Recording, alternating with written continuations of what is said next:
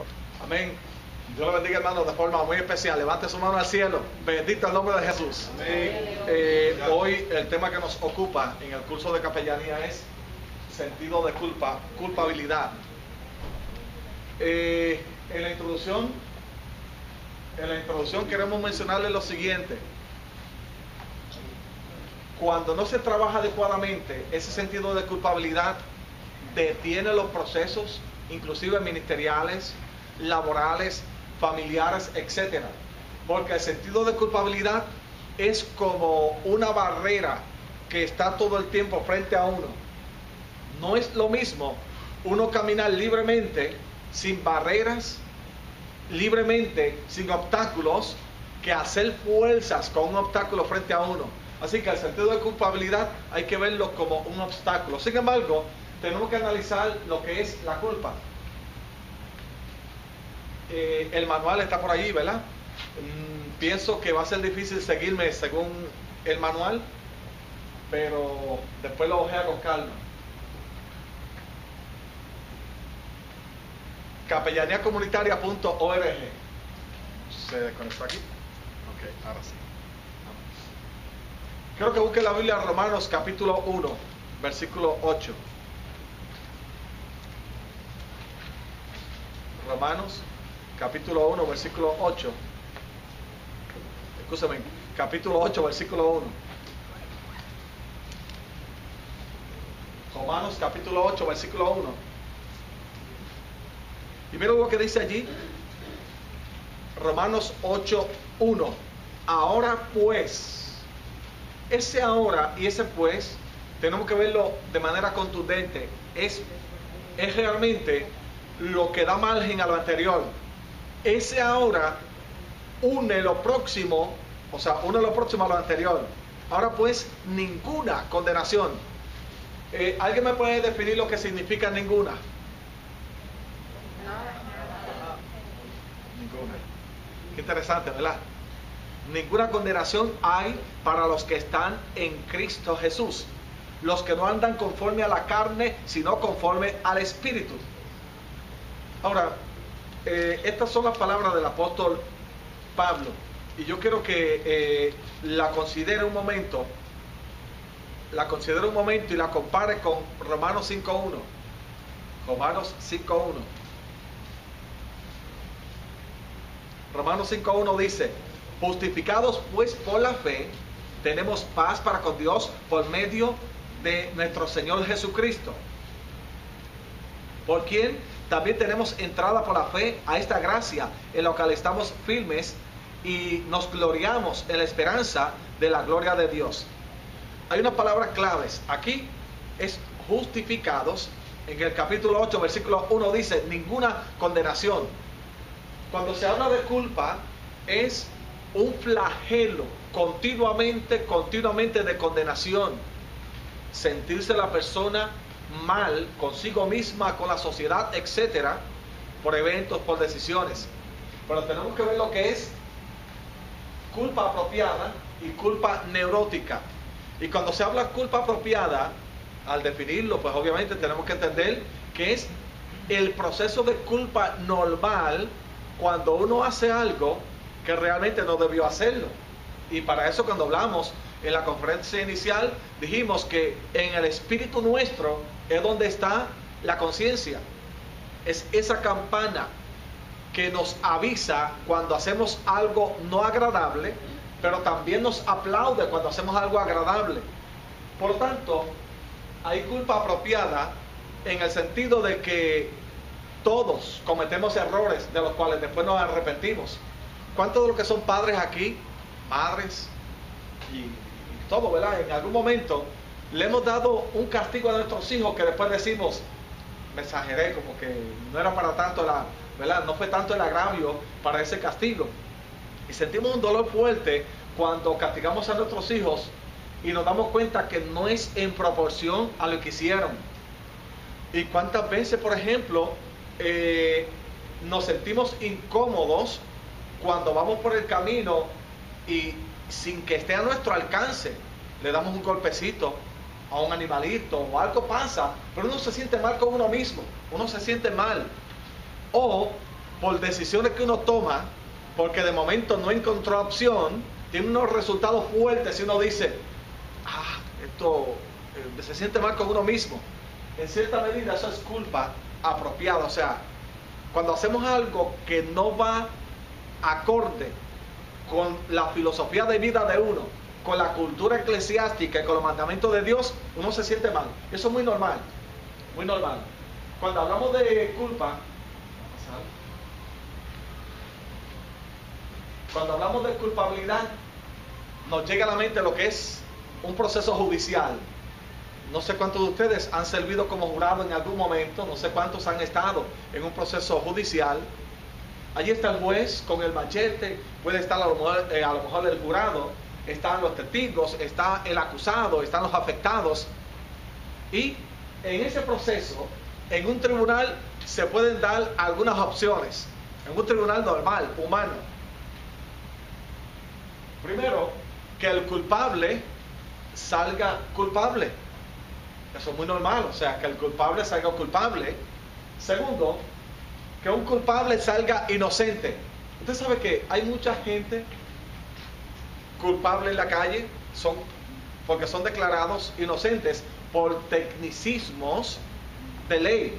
Son declarados no culpables, no porque no lo hicieron, sino porque, no sé, el investigador abrió la puerta cuando no tenía que abrirla y eso fue lo suficiente. Recuerdo un caso de un caballero que conocí que le ocuparon cierta cantidad de droga específica, cierta cantidad, no me acuerdo en aquel momento, pero para el efecto de hoy vamos a poner un número, 7, cierta cantidad, 7. Y cuando fueron al tribunal, al oficial o algo se le había olvidado y dijo 5. Y el hombre dijo, pues esa no era la mía eran 7. Y el tipo salió bien, simplemente por un numerito. La realidad estuvo allí, él tenía esa sustancia por un tecnicismo. Miren el otro tecnicismo. Hay un caballero que tenía una fosa donde criaba para la venta. Era su modo de vida, camarones enormes. Yo le llegué a comprar un montón de veces. No sé si usted ha visto cómo se crían camarones en una fosa grande. Y vivía de eso. Tenía unas cámaras porque sabía que en algún momento alguien quería disfrutar de los camarones de él sin pasar trabajo. Y efectivamente se acercaron unos muchachos y pescaron en la poza del Señor. Es fácil pescar allí porque es cuestión de tirar y está lleno eso de camarones. Así que se llevaron casi todos los camarones.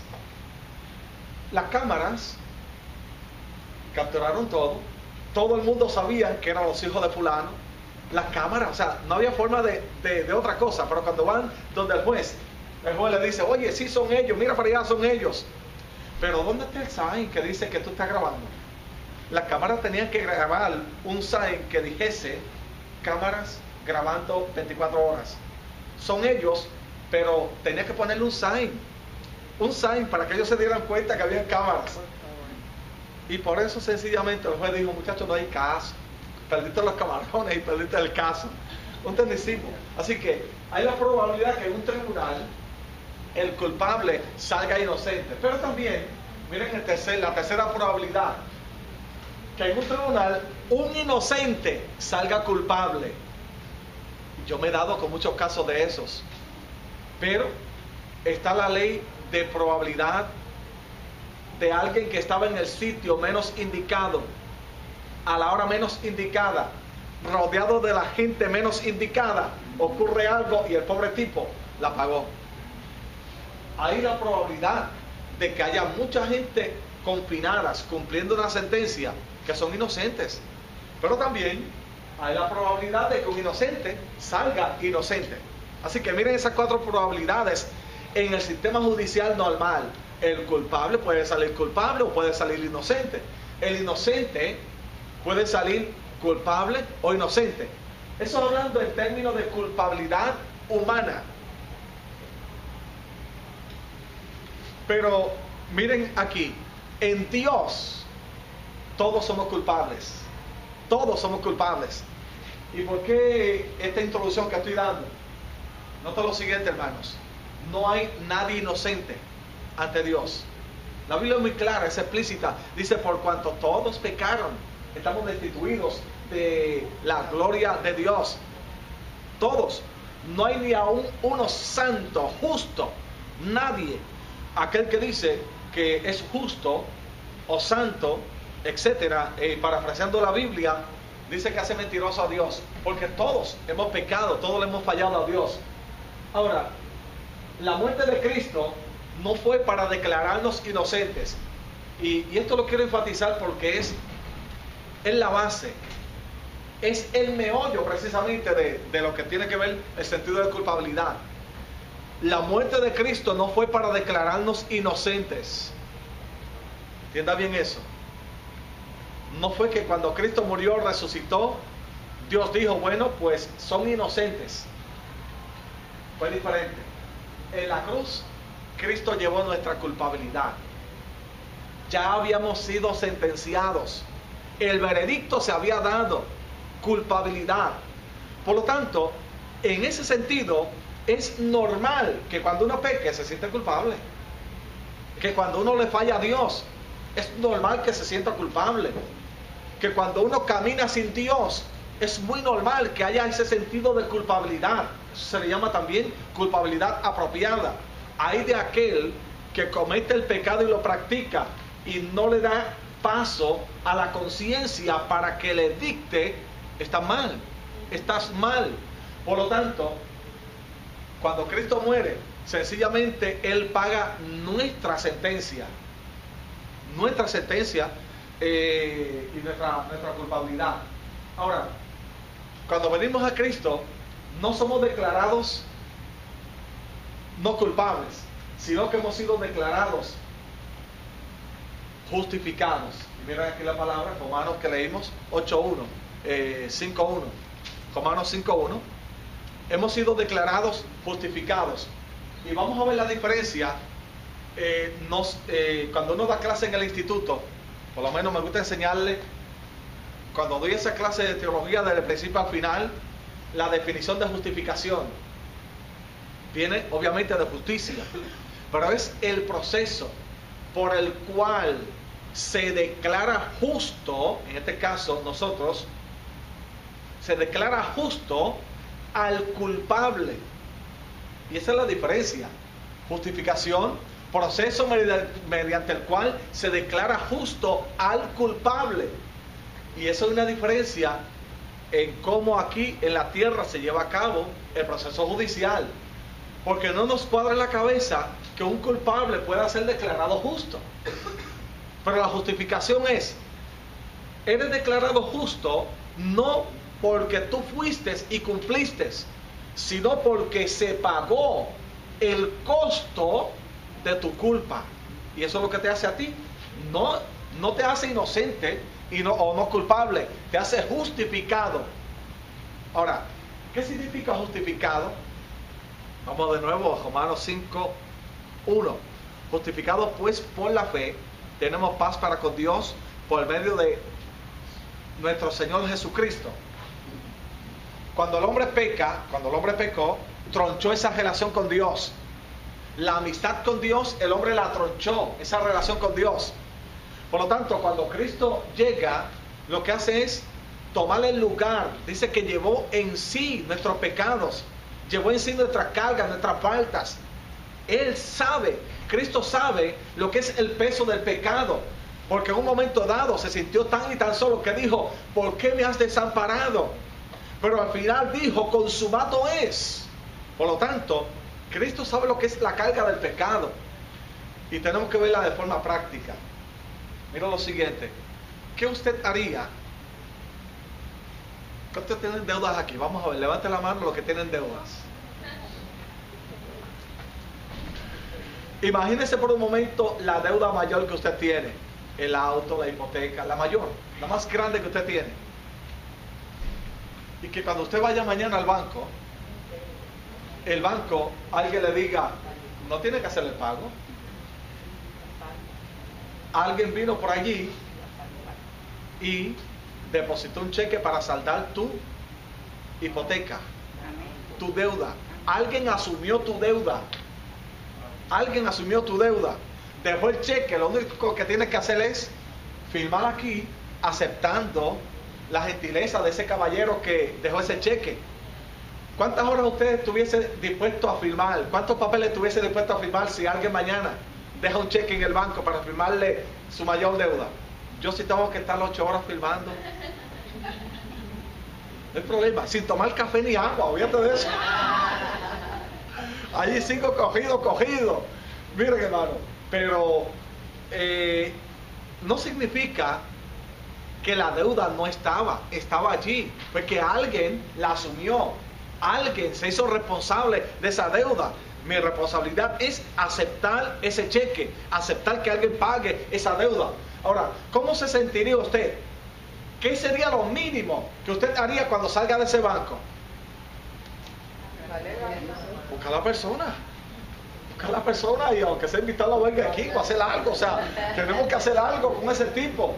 Miren, lo que Dios hizo por nosotros, Dios desde allá arriba sabía que no había posibilidad, no había méritos para que el hombre pudiese saldar la deuda con él.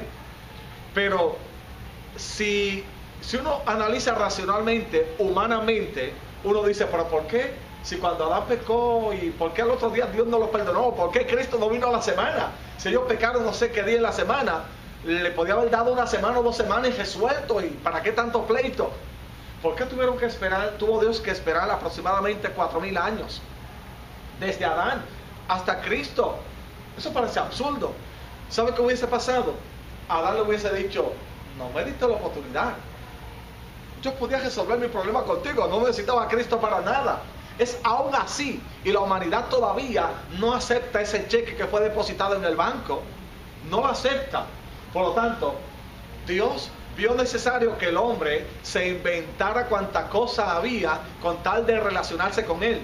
El término religión viene del vocablo que significa ligar, así como eslabones, ligar, buscar ceremonialmente todas las actividades que en cierta manera me una a Dios. El hombre intentó, Dios le abrió puertas y le dijo, mira, trata esto, que está a tu alcance. Pero cada vez que el hombre ofrecía un sacrificio, se sentía mal después. Quiere decir que como único el hombre puede ser justificado es a través de la sangre de Cristo. No hay otro medio. Por lo tanto, no es declarado culpable el hombre, no es declarado inocente. O sea, no es declarado inocente, sino más bien justificado cuando Cristo viene y muere por nosotros. Ese es el principio básico de lo que es culpabilidad apropiada. Que uno siente dolor cuando le falla a Dios. Que cuando uno va y comete cualquier falta, todos pecamos, todos. Nadie aquí me puede decir que pasó todo el día de ayer, que lleva 1 semana con una aureola y le faltan alitas, ya le están saliendo, no ha pecado esta semana. Todos hemos pecado, todos hemos fallado. Qué mal se siente uno. Pero dice la Biblia que si pecamos, abogado tenemos, Jesucristo, que está intercediendo por nosotros. El apóstol Pablo, cuando le escribe a la iglesia de Éfeso, capítulo 1 al final y capítulo 2, dice que está sentado a la diestra del Padre, y dice que juntamente con él estamos sentados allí. ¿Qué significa, estimados hermanos? Que la realidad es que le fallamos a Dios, pero la otra realidad es que ya Cristo pagó el precio de mi culpa. Por esa línea le hago una pregunta. No quiero crear una controversia, solamente le hago la pregunta. ¿Por cuál pecado murió Cristo? Le repito, ¿por cuál pecado de usted murió Cristo? Ok. Ahora se la voy a descifrar. Murió por los pasados pecados, por los presentes y por los futuros. ¿Qué me dicen? Por todos. La pregunta es, si murió por los pecados futuros, ¿están pagos? ¿Los puede cometer? Oh, qué triste, ¿verdad? A veces uno piensa, pero nada, solamente le lanzo eso. Eso es. el hecho de que Él muere por todos nuestros pecados no significa que Dios nos está diciendo, tengo un saquito de pecado más aquí, o sea, todavía puedes cometer 2 o 3 más, tengo una cuenta grande aquí. Dios envió a Cristo, quien pagó todos nuestros pecados, pero nosotros no tenemos la libertad de cometer pecados por el simple hecho de que Cristo ya los pagó. Es como, no fue un cheque en blanco, estimados hermanos, que Dios nos dice, no te preocupes, estás saldo, comete todo lo que quieras, o sea, sigue cogiendo hipoteca, que ya hay un tipo que firmó un cheque ahí para toda la casa que tú quieras coger. Oye, si fuera así, que fácil, ¿verdad, hermano? El hecho es de que, claro, no pretendemos resolver ese dato teológico aquí, muy complicado. El hecho es de que si hoy yo peco, yo puedo ir ante el Padre, como dice el Padre nuestro, perdona mis ofensas, así como yo perdono a los que me ofenden. Tener la libertad. Uno pide perdón cuando se siente mal. Eso es culpa apropiada. Y estoy dándole énfasis porque hay mucha gente todavía cargando culpa apropiada, pero que ya Dios perdonó, que ya el cheque se hizo, ya se pagó. O sea, yo me imagino que si a usted le saldan esa deuda de la que hablamos ahorita, usted no va a ir todos los días al banco, no, yo no quiero, yo quiero seguir pagando, no te preocupes. No, pero por lo menos la mitad por lo menos. Oye, como que sería uno medio tonto, ¿verdad? Pero en la vida espiritual hay gente haciendo eso. Pecados que cometieron y fueron perdonados 5 o 10 años atrás, están sintiendo esa culpabilidad. Mira lo que decía Martín Lutero. En un momento dado, dice que Martín Lutero subía una escalera, los que han visto esa película, los que han leído la historia de Martín Lutero, y que la subía, y luego allá mucha sangre, y él se sentía todavía mal, todavía algo le faltaba, y hacía todo el proceso litúrgico ceremonial, y todavía sentía culpabilidad. Él decía, y no le cuadraba, y cuando lee esto, justificados pues por la fe, el justo por la fe vivirá, él empieza a reaccionar, tiene una experiencia con Dios.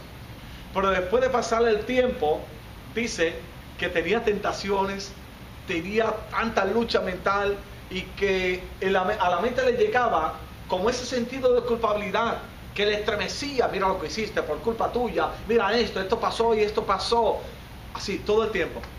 Y que en un momento dado Martín Lutero se para firme y le dice, cierto es que yo hice esto.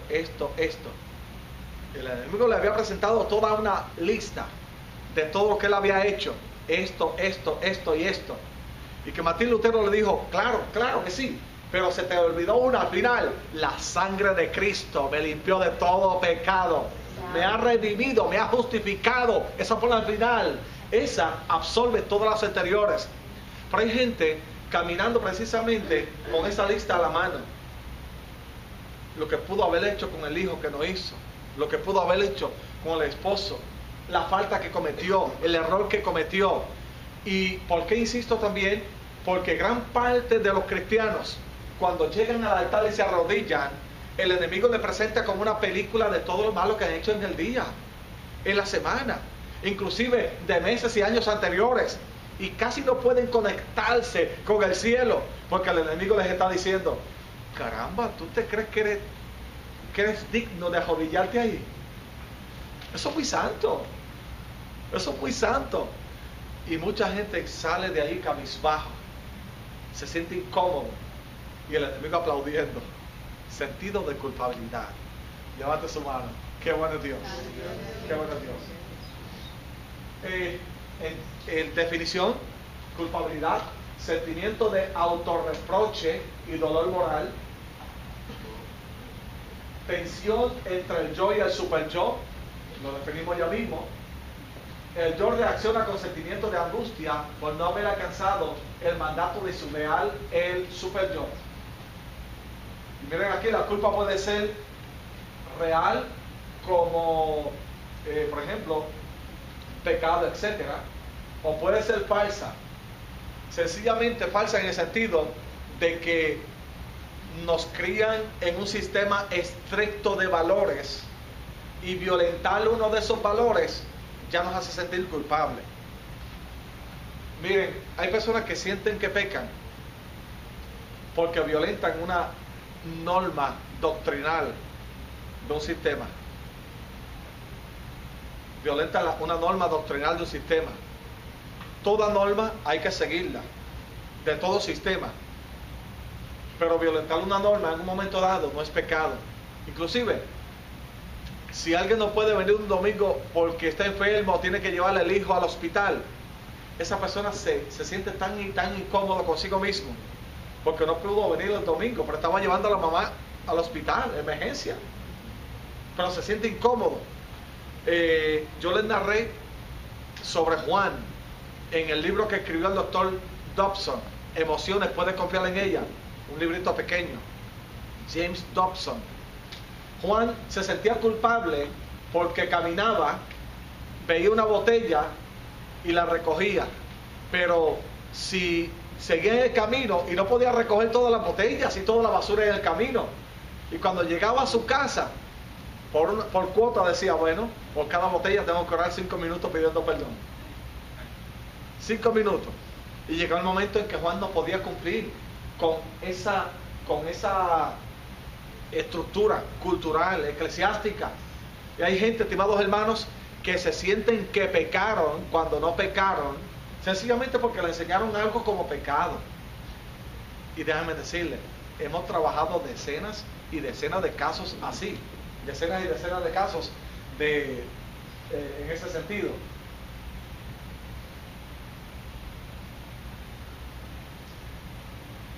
La culpa apropiada está asociada con el daño que se le puede hacer a otras personas, como el resultado del mal uso de nuestra autoridad o libertad, ¿verdad? Y que uno tiene en cierto momento como padre. Uno puede ejercer una autoridad y pasarse de la línea y uno sentirse incómodo, como el ejemplo que le puse ahorita.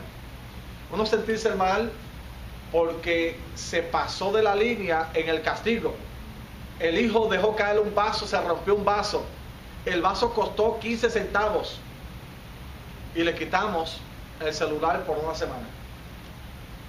O sea, pero después uno se siente incómodo, se siente mal con uno mismo. Pasos a seguir para tratar la culpa apropiada. Estamos hablando de la culpa normal. Primero, cuando hablamos de confrontación, no es pleito, es entender una realidad. Si es la culpa que siente alguien cuando peca, pues uno tiene que confrontar esa realidad. Pequé, pero tengo que ir ante Dios. Si es aquel que no le sirve a Cristo, siente esa misma culpa, porque el Espíritu Santo es el que redarguye, el que crea conciencia de pecado, de justicia y de juicio. Por lo tanto, esa confrontación, cuando el Espíritu Santo nos está tocando y nos está diciendo, me parece que no hiciste algo bien. Segundo, el proceso de confesión. No hay nada más liberador que uno ir ante Dios y decirle, he pecado, estoy ante ti, desnudo estoy, no puedo ocultar nada, tú me conoces como soy. Miren, hermanos, hay cosas que no se ven y hay pensamientos que no se pueden descifrar y que no los podemos esconder ante Dios. Yo no soy santo en el sentido de andar con una aureola, pero la mayor tragedia es cuando uno se pone un caparazón de santidad y una cubierta de santidad.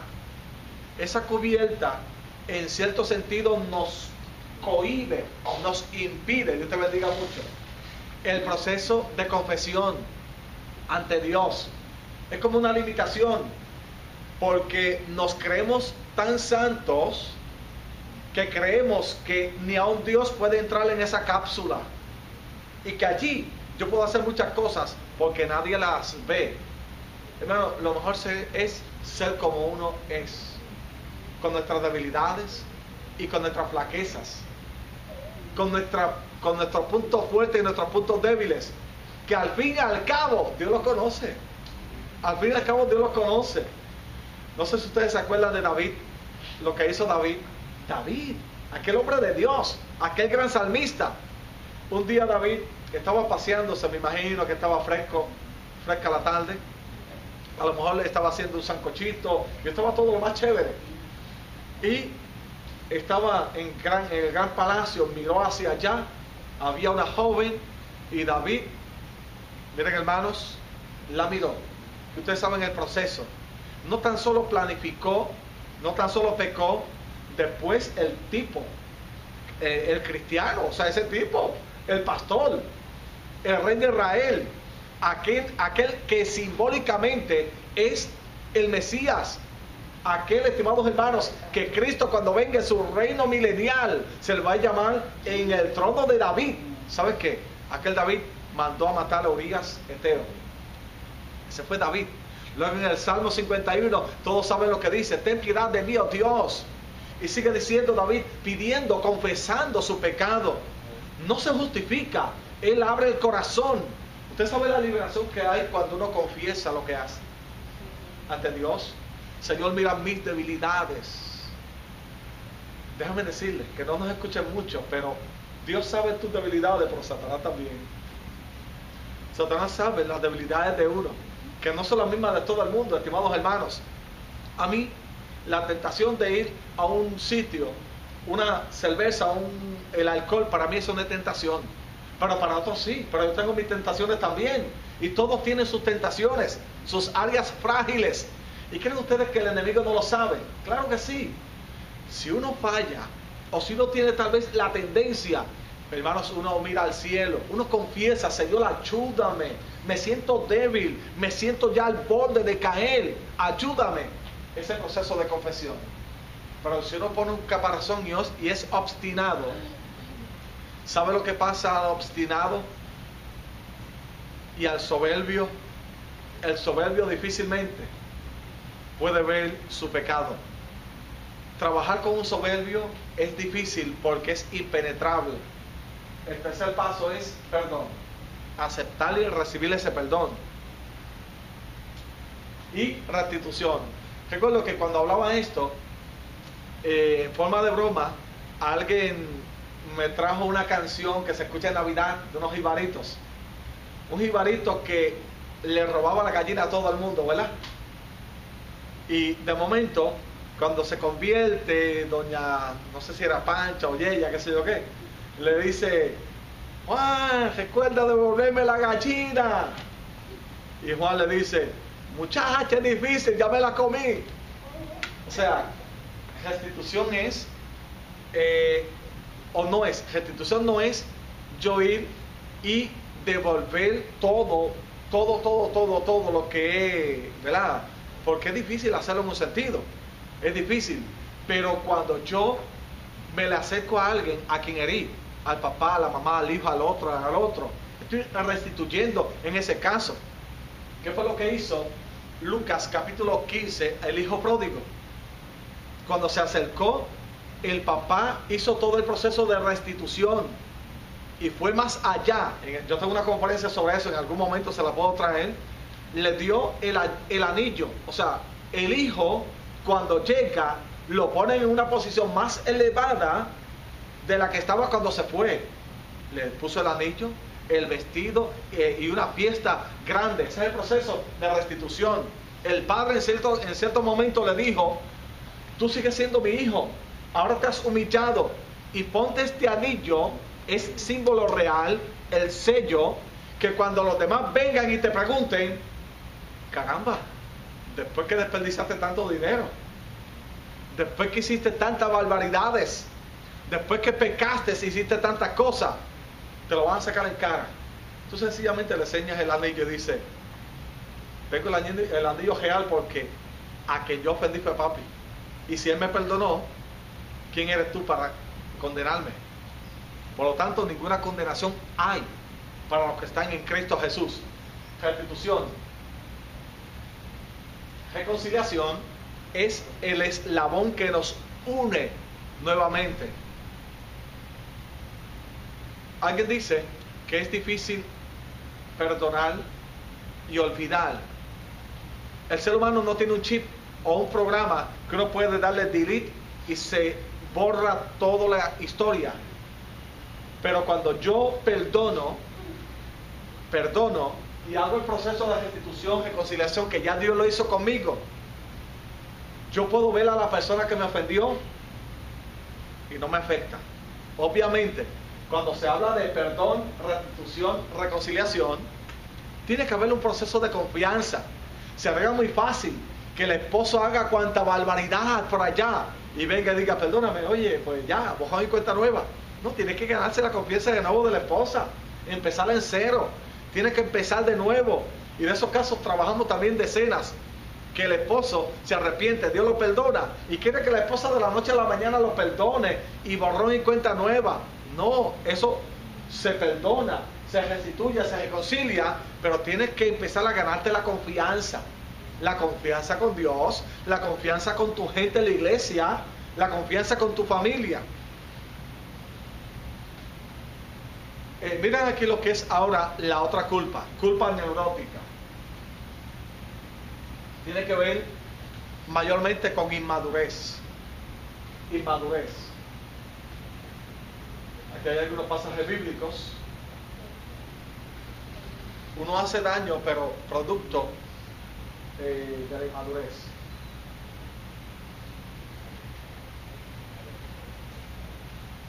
Quise poner esto aquí porque miren lo siguiente. Muchas veces es el resultado de un sistema rígido de valores por inmadurez. Yo no sé si cuando hablé de la adolescencia le toqué este punto. Cuando usted tenga la oportunidad de ir a la cárcel, sí, o la cárcel de juveniles, un % muy alto de esos muchachos, hijos de líderes de la iglesia, inclusive hijos de pastores, conocen todos los coritos, conocen todo. Usted le habla las historias bíblicas, las sabe mejor que uno. ¿Y qué pasó, estimados hermanos?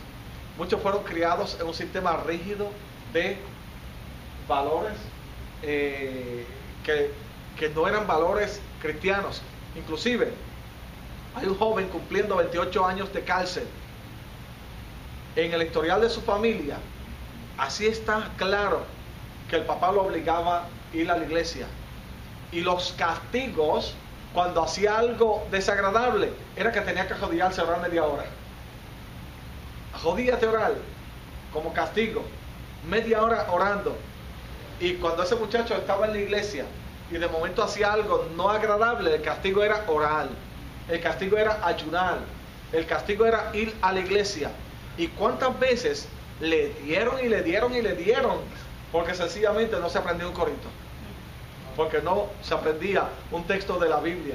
Así que hay un sistema rígido de valores que es erróneo, y cuando se quiere inculcar ese sistema, produce lo que es culpa neurótica. Es interesante saber lo siguiente.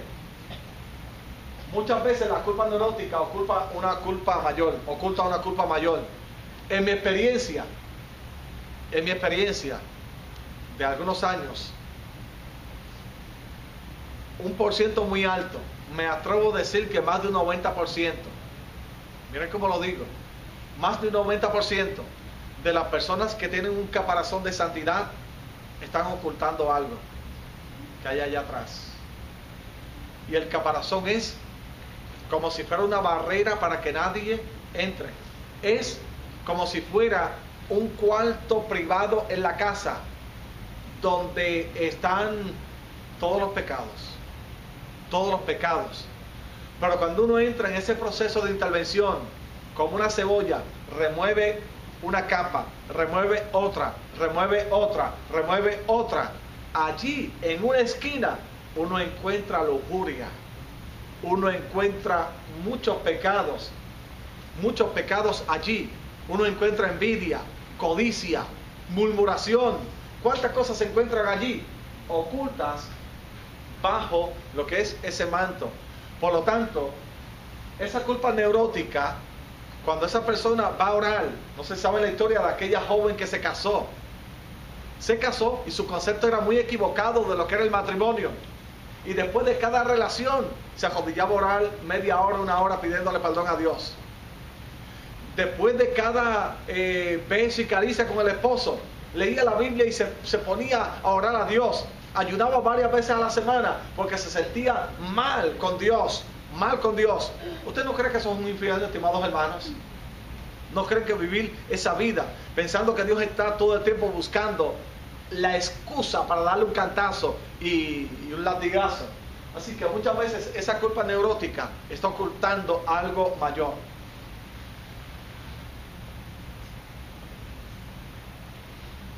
¿Ok? ¿Cómo trabajar con la culpa? Con cualquier tipo de culpa.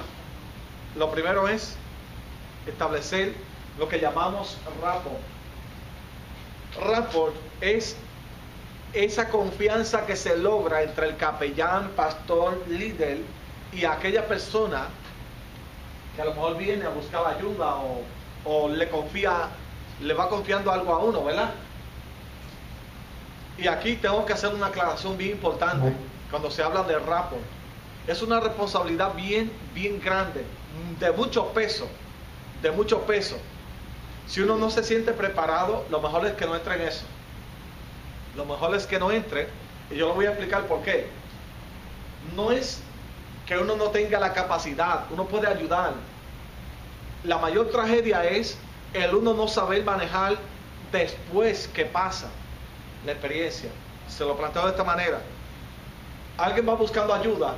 Rapport es el proceso de uno entrar en simpatía, empatía, en empatía bien profundo, y la persona va dejando en uno sus dificultades. Uno está sentado y uno se va sobrecargando, y uno está media hora, una hora escuchando problemas, dificultades, la queja, el dolor, lo otro, y uno está allí. Eso es una terapia para la persona y se logra con ese proceso de rapport. Le está poniendo en el hombro de uno lo que es su queja, su dificultad. Hasta ahí todo va bien. ¿Dónde es que está la dificultad? Que al terminar ese diálogo, gran parte de las personas se llevan esa carga para la casa. Y por eso es que a los pastores le dan infartos. Y por eso es que el capellán a veces prefiere no hacer un trabajo porque se sobrecarga. ¿Qué es lo que hay que hacer de una forma sabia? Obviamente, sin decírselo a la persona. Uno, tratar de la estrategia de devolverle lo que son sus problemas, porque uno se los cargó por una hora, uno se los cargó por un ratito. Pero si usted se lleva todos esos problemas para su casa y no duerme pensando en la persona, alguien a lo mejor dice, pero qué insensible.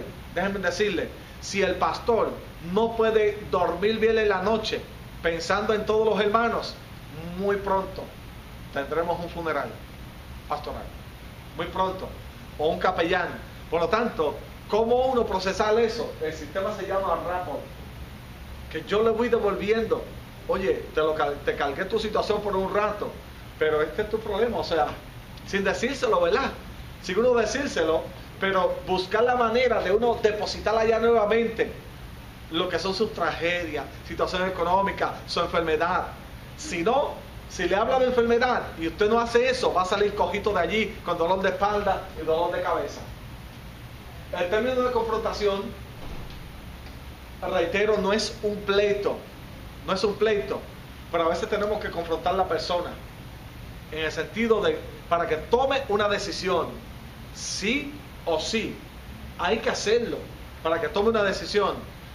Muchas veces el tongoneo, muchas veces la gentileza y estirar el asunto puede funcionar, pero a veces hay pacientes que necesitan y gente que necesita un estremecimiento. Eso lo hemos visto también en muchas ocasiones. Tratar de impedir un comportamiento irresponsable. Y aquí me refiero a lo siguiente. Hay personas que se sienten tan y tan mal y culpables que vienen ideas suicidas. O dicen, yo mejor dejo de ir a la iglesia. Me siento tan mal, no puedo orar, esto me tiene loco, dejo de ir a la iglesia. Entonces, cometen un error peor. Dejan de venir a la iglesia sencillamente porque se sienten mal con Dios. O esa idea o pensamiento suicida, evitar que llegue a ese extremo.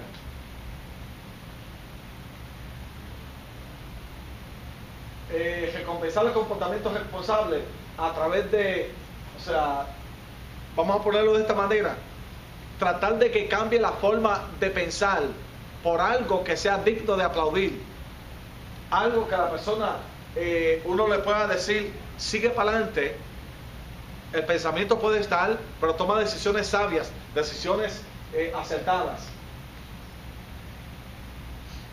Y este punto que le quiero dedicar un momento se llama confidencialidad. En ese proceso, cuando una persona se siente culpable, déjenme decirle, busca ayuda, se acerca a alguien, puede ser un compañero de trabajo, puede ser el esposo, la esposa, un vecino, un hermano de la iglesia, un familiar que vea en usted una persona en quien confiar. Por lo tanto, es una responsabilidad muy fuerte, ya sea como pastor, capellán, líder, el proceso de confidencialidad. En estos últimos meses ha estado en tela de juicio lo que es la confidencialidad. Usted sabe, por ejemplo, en el área norte, la Iglesia Católica en Arecibo, y la Iglesia Católica ganó un caso en nuestro país, usted lo sabe, últimamente, porque el sistema judicial quería que la iglesia entregara unos expedientes de esa confidencia que se dan, esas confesiones, para poder procesar judicialmente a unas personas. Pero ponía en dificultad. ¿Por qué? Porque cuando hay una confesión, déjenme decirle, en ninguna parte de Estados Unidos y en ninguna parte se ha podido legalmente procesar a alguien que le haya confesado un pecado a un sacerdote. No se ha podido porque hay una ley, o sea, el sacerdote tiene una potestad, el pastor tiene una potestad. Y ahí es donde viene el término moral. Moral. ¿Qué pasa cuando alguien le dice y le confiesa, yo maté a mi esposa, o yo maté a mi hijo, o yo fui el que maté, o el que me robé aquello, o yo fui el que... Ahí el hilo es muy finito, muy finito. Mi recomendación es la siguiente: siempre hay que estar bien seguro de que la persona sabe cómo me está viendo en ese momento. Posiblemente este tema yo lo vaya a trabajar varias veces durante los diferentes talleres. Por lo tanto, lo que voy a repetir, esto lo voy a repetir varias veces porque es sumamente importante. Todo va a depender cómo la persona nos está viendo en ese momento en que estamos hablando. Si lo está viendo como un capellán, tiene menos problemas. Si lo está viendo como un pastor, menos problemas. Si lo está viendo como un hermano de la iglesia, tiene problemas. Si lo está viendo como un amigo, tiene problemas. Por lo tanto, hay que dejar claro cómo me están viendo en este momento. Cómo estamos en este momento relacionándonos. ¿Qué sombrerito tú me ves puesto en este momento? ¿El de capellán? ¿El de amigo? ¿El de vecino? ¿El de familiar? Es importante definir eso. Inclusive en todas mis entrevistas, parte de lo que se llena en ese momento y me firma es eso mismo, cómo la persona me está viendo. Si me ve como un hermano de la iglesia, o si me ve como un vecino o algo así, yo tengo otra responsabilidad. Si me ve como un pastor, me cobija lo de que es la confidencialidad. Pero aún así hay unos puntos que son morales, unos puntos morales. ¿Qué tal si alguien le dice, tengo un revólver en el bolsillo, yo te quiero confesar como capellán que tengo unos deseos de matar a 2 o 3, empezando por mi esposa, que la tengo en casa y la voy a ver en 1 hora o en 2 horas, mis hijos y todo el mundo? ¿Qué te haría en ese momento?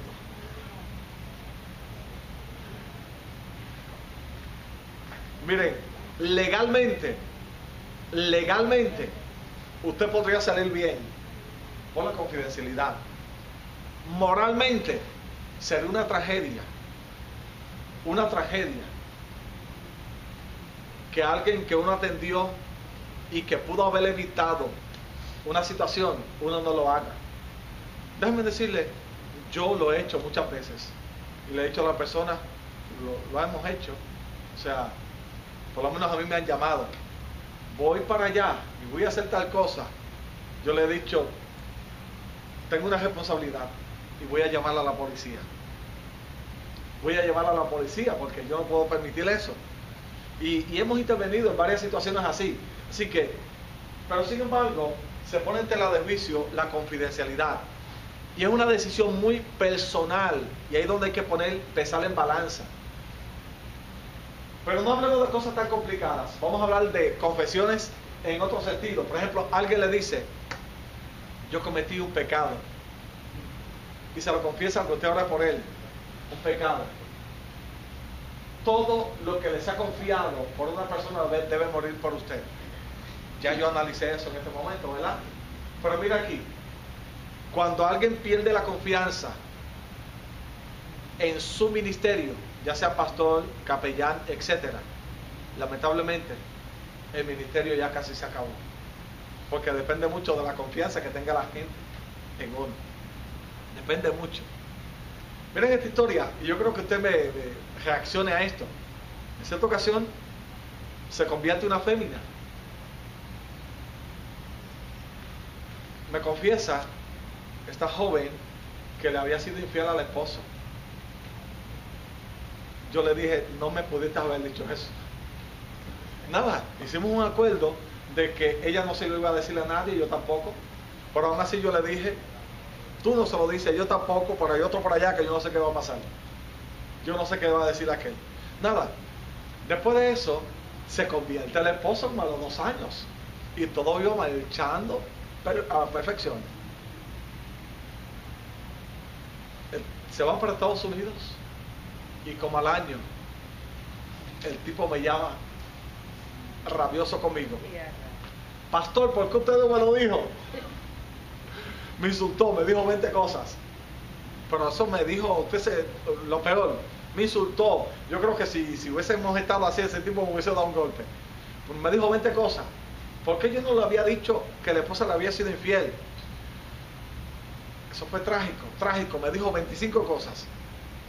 El asunto es que un día yo estoy ministrando en la iglesia, él estaba en Estados Unidos, y veo que ese tipo entra por la iglesia. Yo estaba predicando y yo dije, bueno, aquí algo tiene que hacer Dios. Aquí algo tiene que hacer Dios.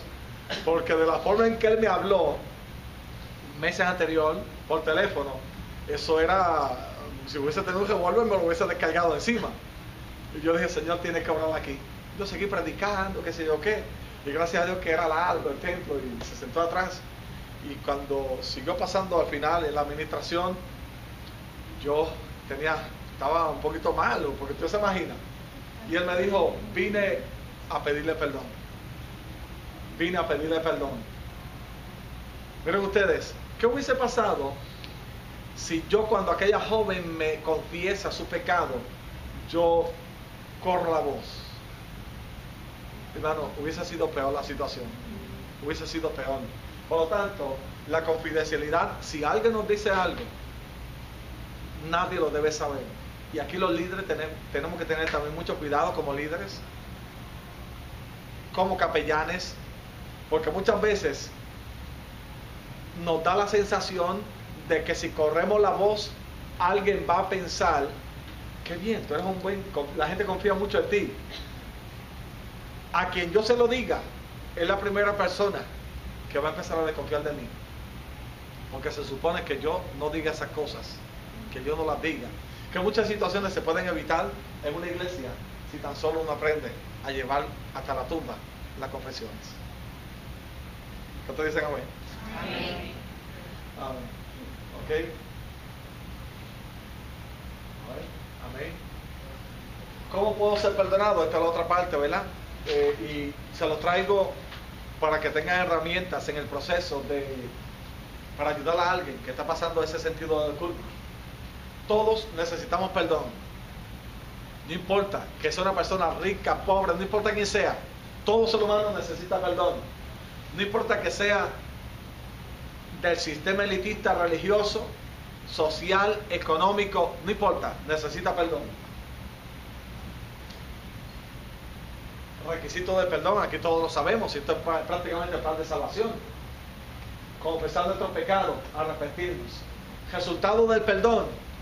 Oye, qué felicidad siente uno cuando uno sabe que llevó ante Dios su confesión y que la sangre de Cristo, estimados hermanos, ha limpiado nuestros pecados. La Biblia dice que Dios se olvida. Hermanos, Dios sí tiene la capacidad de olvidar, nosotros no, en el sentido de quitarnos como un chip esa experiencia. Dios se olvida, y de la forma en que Dios nos ve es como si nunca hubiésemos cometido ese pecado. Los seres humanos no podemos hacer eso. Por ejemplo, alguien en una iglesia comete una falta, tenga por seguro que va a estar 20 años en disciplina. Jamás va a volver a una iglesia, o digo jamás, eso es un absoluto, pero posiblemente se le hace muy difícil, porque a los seres humanos se nos hace muy difícil los procesos de perdón y restauración, muy difícil. Pero Dios no es así. Dios nos ve y Dios dice: wow, eres santo, te estoy viendo como Adán allá sin pecado. ¿Por qué? Porque Cristo nos limpió y Él nos ve a través de la sangre de Cristo. Por lo tanto, nuestros pecados Dios no los vio, o sea, no los está viendo porque los echó a lo profundo del mar. Literalmente los elimina. Y cuando digo que los elimina, tómelo literalmente, como si nunca lo hubiésemos cometido. Oye, ¿no le está maravilloso eso de Dios? Nosotros todavía tenemos el pecado aquí y Dios dice: yo no lo veo. Yo no lo veo. ¿Dónde fue? ¿Dónde está? Yo no lo veo. Y nosotros orando: Señor, perdóname. Y el Señor ya no tiene que perdonar eso, ya lo perdonó. Porque para los efectos de Él, cuando nos perdona, ya nunca lo hubiésemos, o sea, se elimina como si nunca se hubiesen cometido. Y búsquese la Biblia un momento, por favor. La porción que leímos ahorita, Romanos capítulo 8. Romanos 8. Y aquí es donde quiero hacer la aplicación práctica. Lo leo de nuevo, dice: ahora pues ninguna condenación hay para los que están en Cristo Jesús, los que no andan conforme a la carne, sino conforme al Espíritu. Obviamente hay unos pasos a seguir. Note que dice que ninguna condenación. Entonces yo le pregunto, si usted le debe algo a alguien, vamos a suponer que usted le toma prestado $100 al vecino, $100, y que el vecino le dice: estamos en paz, no me debes nada. ¿Qué tal si el otro vecino le dice: caramba, está mal, le debe $100 al vecino? ¿A quién usted le va a hacer caso? ¿A quién va a escuchar? ¿Qué usted va a pensar? Miren, si a quien yo le debo, ya no le debo, porque él me dijo que ya está todo pago, ¿quién podrá levantarse en todo Ponce a decirme que yo le debo? Si al que yo le debía, él me dijo que no le debo. De lo que Dios, esto funciona así a nivel espiritual. Si al que ofendimos, ya hemos sido justificados, el único que nos podía condenar era Dios, y a través de la sangre de Cristo nos declaró justos.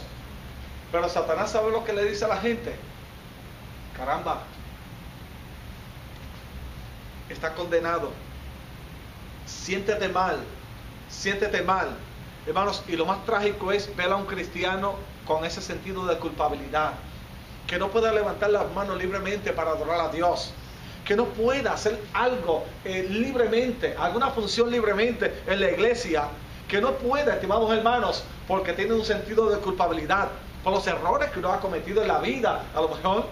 Pero el enemigo todo el tiempo le está creando culpabilidad. Pero aquí dice: ninguna condenación hay para los que están en Cristo Jesús. Obviamente hay que estar en esa base. Los que no andan conforme a la carne, sino conforme al Espíritu. Mencioné al principio, la primera conferencia, que no podemos ser carnales y espirituales a la vez. O somos carnales o somos espirituales, y la decisión la tiene el alma. Ahora miren el versículo número 2. Porque la ley del Espíritu de vida en Cristo Jesús me ha librado de la ley del pecado y de la muerte. Hasta ahí yo quiero que usted vaya y comparemos eso con unos versículos anteriores. Vaya por favor Vaya por favor al capítulo 7, versículo 17 en adelante, versículo 15 en adelante. Vamos desde el 14 para tomar el sentido amplio. Romanos 7:14 dice: porque sabemos que la ley es espiritual, mas yo soy carnal, vendido al pecado. Ese es el apóstol Pablo el que está hablando de eso, ¿saben? Luego dice: porque lo que hago no lo entiendo, pues lo que hago, pues no hago lo que quiero, sino lo que aborrezco, eso hago. Y si lo que no quiero, esto hago, apruebo que la ley es buena. De manera que ya no soy yo quien hace aquello, sino el pecado que mora en mí.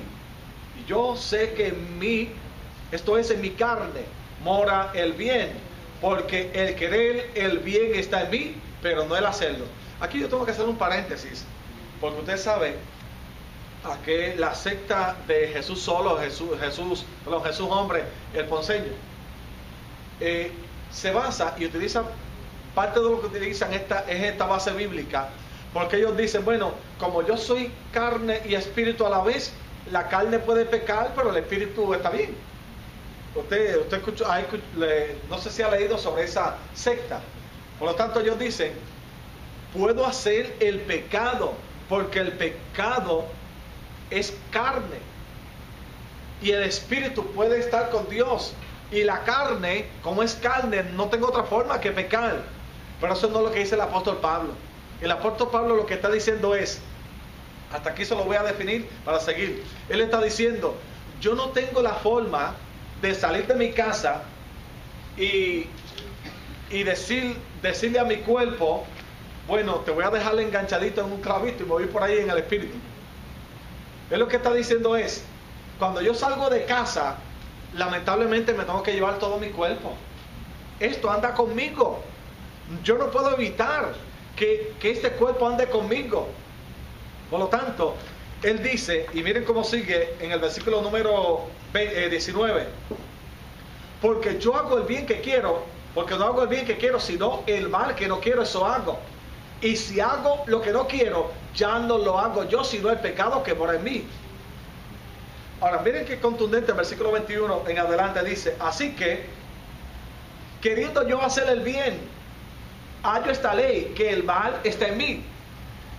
Reitero, lo que él está diciendo es que no hay forma de uno desprenderse del cuerpo y seguir caminando por ahí en el espíritu. En el espíritu. Dicho sea de paso, hay que tener mucho cuidado cuando uno no puede venir a la iglesia y con tal de darle una buena excusa dice, pero en el espíritu estaba allí. Eso es espiritismo, ¿sabe? O sea, si usted no vino, se acabó. Por mejor intención que usted, a lo mejor debió decir, tenía buena intención, pero el espíritu no sabe lo que pasó aquí. O sea, usted decir eso. Por lo tanto, Pablo lo que quiere decir es, no tengo forma de separar una cosa de la otra. Si voy al trabajo, el espíritu va conmigo, el alma y el cuerpo. Si estoy en el río, o comiendo, o si es donde esté, está todo mi ser. Entonces miren el principio que él establece. Porque según el hombre interior, me deleito en la ley de Dios, pero veo otra ley en mis miembros, que se revela contra la ley de mi mente, y que me lleva cautivo a la ley del pecado que está en mis miembros. Entonces, ante esa realidad, miren la expresión que dice en el versículo número 4. O sea, ante la realidad de que no puedo separar el cuerpo, no puedo dejar el cuerpo en casa. Él dice, miserable de mí, ¿quién me librará de este cuerpo de muerte? Note eso. Luego dice el 25, gracias doy a Dios por Jesucristo nuestro. Así que yo mismo con la mente sirvo a la ley de Dios, mas con la carne a la ley del pecado. Claro, él no está diciendo ahí. Cuando usted lee el contexto y lo analiza todo, ¿verdad? Según todas las traducciones, él no está diciendo, puedo ser cristiano y estar pecando porque el que peca es el cuerpo. No es lo que él está diciendo. Lo que él está diciendo es, inevitablemente, como ser humano, voy a tener la experiencia de pecado porque no estoy aquí todavía. O sea, voy a pecar. Inevitablemente en algún momento voy a fallar. Pero por eso es que él empieza diciendo, ahora pues, ninguna condenación hay. Es como quien dice, mis faltas y mis pecados por nuestra naturaleza no es razón para que Satanás esté todo el tiempo diciéndome y acusándome, sino más bien, ahora yo tengo abogado para con Dios. Y cuando venga ese sentido de culpabilidad, ¿qué debemos hacer? Lo mismo que hizo Martín Lutero. Verifícate, porque lo último debe estar que la sangre de Cristo me ha lavado de todos mis pecados. Y sentir paz y sentir perdón de Dios. Vamos a estar de pies. Amén. La semana que viene vamos a hablar acerca de depresión. Depresión. Y vamos a trabajar, ¿verdad? Unos detalles sumamente importantes. Señor, gracias por tu bondad, tu misericordia. Gracias porque nos permites nuevamente reunirnos con estos nobles, Señor, hermanos de diferentes iglesias. Y también, buen Dios, estar al alcance de los que están viendo esta grabación como parte del curso de capellanía. Te pido, buen Dios, que tu gracia y tu bondad siempre sean con nosotros. Sabemos, como el apóstol Pablo lo explicó meridianamente claro, hay una realidad, es que estamos en este cuerpo todavía, no podemos prescindir de él. Mientras tanto, estamos a la merced del pecado, de la tentación. Sin embargo, Señor, tenemos abocado para contigo si pecamos a Cristo Jesús. Por eso, de manera contundente, el apóstol decía, ¿quién nos podrá acusar? Señor, gracias, porque tú nos ves a través de la sangre de Cristo y nuestros pecados han sido perdonados y tú los has echado a lo profundo del mar. Por lo tanto, permítenos disfrutar de esa libertad.